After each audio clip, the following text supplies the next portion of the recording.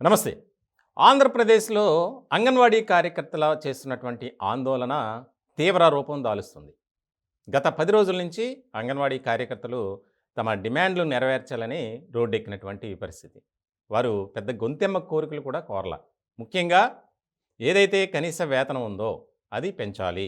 అలాగే గ్రాట్యుటీ అనేది ఇవ్వాలి. ముఖ్యంగా అధికారంలోకి రాకముందు జగన్మోహన్ రెడ్డి గారు మా అందరికీ ఇచ్చినటువంటి హామీని నెరవేర్చమనే మేము అడుగుతున్నాం. కానీ ఆ దిశగా ముఖ్యమంత్రి గారు ఎలాంటి చర్యలు తీసుకోలేదు.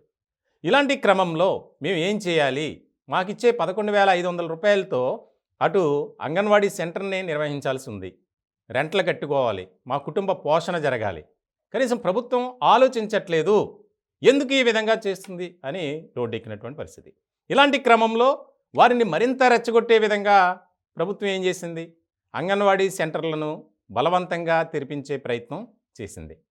దీంతో మరింత రెచ్చిపోయినటువంటి అంగన్వాడీ కార్యకర్తలు ఇంకా వారి ఆందోళనను తీవ్రం చేశారు.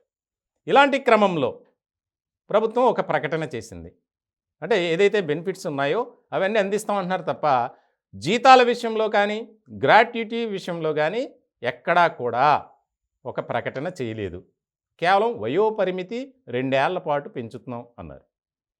ఈ రకమైనటువంటి సిచ్యువేషన్‌లో మంత్రిగా ఉన్నటువంటి ఉషశ్రీ ఆవిడ కొన్ని వ్యాఖ్యలు చేశారు. మేము వేలాది కోట్ల రూపాయలు ఈ అంగన్వాడీ కార్యకర్తలకు, టీచర్లకు, యూనిఫామ్‌కి, మొబైల్ ఫోన్లకి, ట్యాబ్లకి, ఫోన్లు ఛార్జింగ్‌లకి ఉపయోగిస్తున్నాం. ఇంకేం నొప్పి అన్న టైప్‌లో ఆవిడ మాట్లాడారు.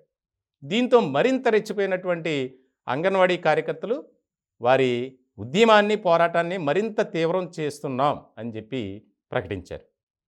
వాస్తవానికి విరమించే దిశగా చర్చలు జరగాలి. కానీ ఇక్కడ ప్రభుత్వం ఏం చేస్తుంది? వారిని మరింత రెచ్చగొట్టే విధంగా వ్యాఖ్యలు చేస్తుంది. ఇప్పటికే అంగన్వాడీ కార్యకర్తలు 10 రోజుల నుంచి వారి సెంటర్లకు వెళ్లకుండా రోడ్ల మీదే జిల్లా కార్యాలయాల వద్ద ధర్నా చేస్తున్నారు. వారికి కూడా ప్రజా సంఘాలు అలాగే రకరకాల వర్గాల ప్రజలు కూడా వారికి సపోర్ట్గా ఉన్నారు.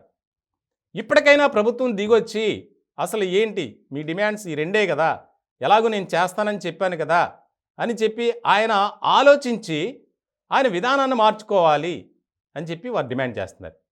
ముఖ్యంగా ఎవరైనా ఆశిస్తారు ప్రతి వర్గానికి న్యాయం చేకూరే విధంగా ముఖ్యమంత్రి జగన్మోహన్ రెడ్డి గారు చర్యలు తీసుకుంటున్నారు. ఆ దిశగా అడుగులు వేస్తున్నారు. కానీ మేమేం పాపం చేశాం, మాకెందుకు ఈ శిక్ష అని వారు ఆగ్రహంగా ప్రశ్నిస్తున్నటువంటి సందర్భం. ముఖ్యంగా ఈ ఇష్యూని మరి ముఖ్యమంత్రి గారు ఇప్పటికైనా స్పందించకపోతే భవిష్యత్ కాలంలో అంగన్వాడీలా చేసేటువంటి ఆందోళన మరింత తీవ్ర రూపం దాల్చే అవకాశాలు స్పష్టంగా కనిపిస్తున్నాయి.